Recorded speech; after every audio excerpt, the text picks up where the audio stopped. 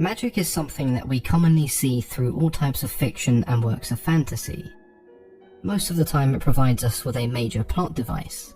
It allows us to submerge ourselves in a world that feels familiar, but yet unique and fantastical.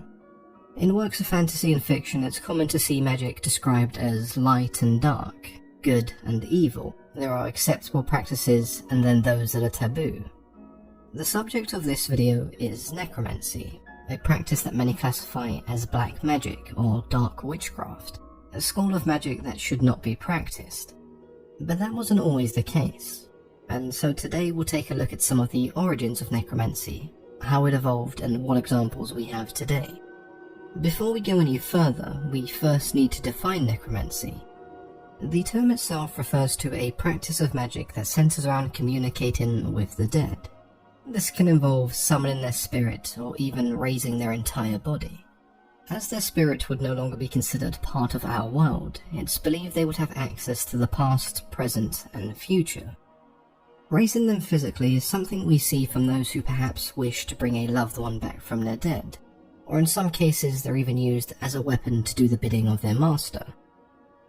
The word itself originated from the Latin necromantia, which was taken from the Greek necromathia or necromathia, which meant divination by the means of a dead body. This takes us to some of the earliest accounts of necromancy, which took place in Greece and Rome, along with Egypt and Babylonia. These practices are often compared to shamanism, and there was no stigma or notion of wrongdoing when it came to necromancy. This is something that came much later. There was a practice in ancient Greece called negia, or a nekia, which essentially was a rite or a ritual where the dead would be called upon to answer questions about the future. One of the earliest examples we have of this particular kind of necromancy comes from Homer's Odyssey, where we see the powerful sorceress Circe, who is capable of both raising and communing with the dead. Circe then teaches many of these spells to Odysseus, the hero of the story. She then advises him to travel to the underworld and to perform a nekia in order to gather the information needed for him to safely return home. In Book 11 of Homer's Odyssey, Odysseus was instructed to raise the spirit of the blind prophet Tiresias, and this particular ritual is described in some detail.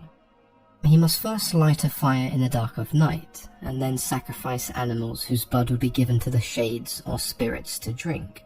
Whilst doing this, he would recite the incantations given to him by Circe. Odysseus encounters several spirits before seeing the prophet, the most noticeable of these being his mother, who he was shocked to see, because he believed that she was still alive. When Tiresias finally appears, he drinks the blood and begins to give Odysseus the information needed to make it home, first advising him not to eat the cattle of Apollo to avoid incurring his wrath. He also tells him that he will return home alone, with none of his crew. We can see from this particular example that necromancy wasn't seen as an evil form of magic, almost quite the opposite.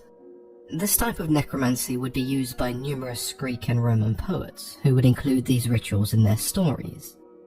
It became somewhat of a common trope for Greek and Roman heroes to perform a katabasis, a physical journey to the underworld that involved performing a task or a quest, in many cases communing with the dead. Those bringing the dead back to life were referred to as necromancers, and it seemed when it came to summoning one's body, they would mainly focus on those who had died recently, within a year or two. Rituals of necromancy did tend to vary. As we saw in Homer's Odyssey, they can be quite grotesque, involving animal sacrifice and sometimes even mutilation and consumption of the dead. Other times involved practices such as wearing the clothing of the deceased and consuming food such as blackened bread and unfermented grape juice, which was thought to symbolize the decay and lifelessness of death.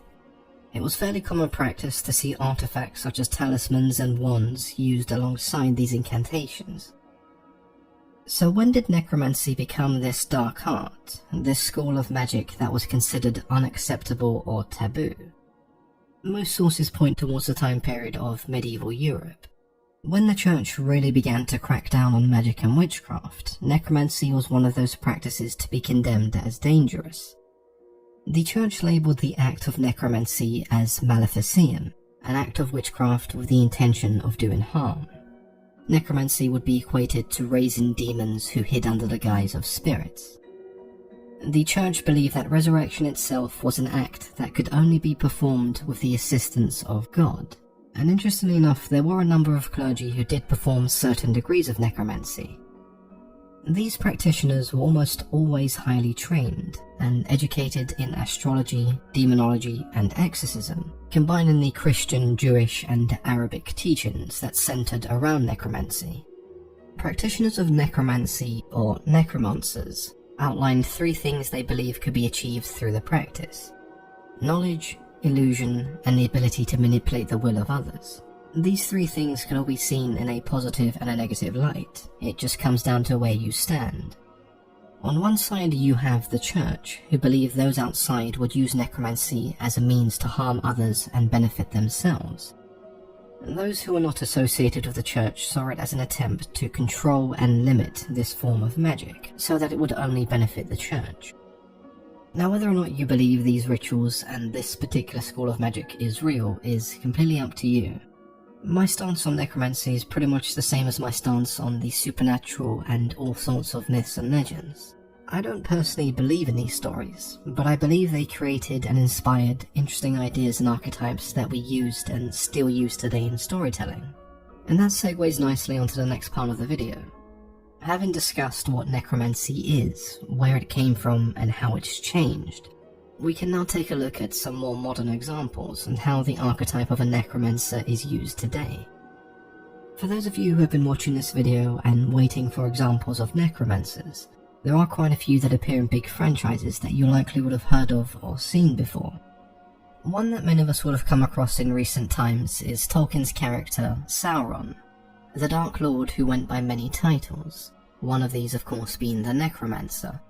Those who have watched the movies and maybe read some of the books may be wondering why he was given this title, because raising the dead isn't something we really see in any of the movies.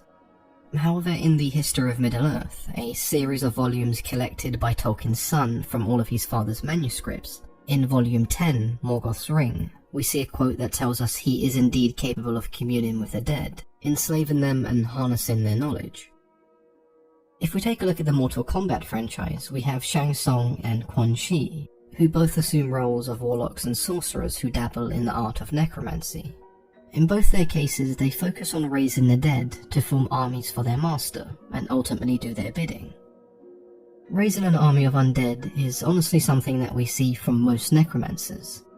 In Harry Potter we of course have Lord Voldemort, a wizard who did practice necromancy, raising an entire army of skeletons and zombies during the First Wizarding War, which consisted mostly of those he had already murdered. We also see something similar to this with the White Walkers and the Night King of Game of Thrones, who can raise the dead by simply lifting his arms. Now, all of these examples so far definitely have evil intentions, and they are the villains of their respected stories, but as we've already seen, necromancy wasn't always considered a dark art, and not all necromancers are depicted as evil. We've already discussed the story of Odysseus, who is the hero of Homer's Iliad and the Odyssey. If we take a look at the Marvel Universe and Black Panther in specific, T'Challa's sister Shuri has the ability to reanimate the dead, and she's no villain. We also have the rather interesting example of Dr. Frankenstein, who many consider to be a necromancer who certainly didn't have evil intent.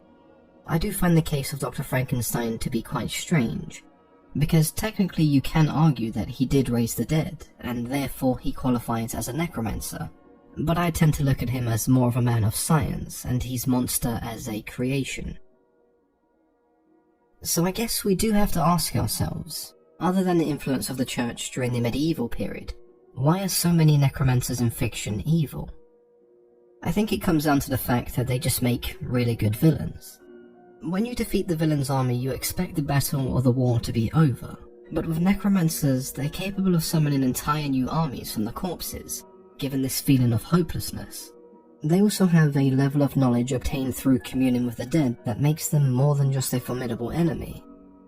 There is also this taboo when it comes to messing with the dead and just leaving them to rest in peace. Thus, the act of raising the dead can be seen as disrespectful and even evil in some cases. There are some aspects of necromancy that we don't always have to view through a lens of ill intent, such as communicating with the dead. I mean, sure, this is still an aspect that can be used in a negative way, but someone wanting closure for a close friend or a loved one is something that most of us can relate to. How you choose to view necromancy is ultimately your choice, but hopefully this video has been informative. I'm sure those of you who are unfamiliar with the necromancer archetype will start to notice it a lot more in your favourite stories. Feel free to share your favourite necromancers or even just your thoughts with me in the comments below. As always, I've been your host, Mythology and Fiction Explained.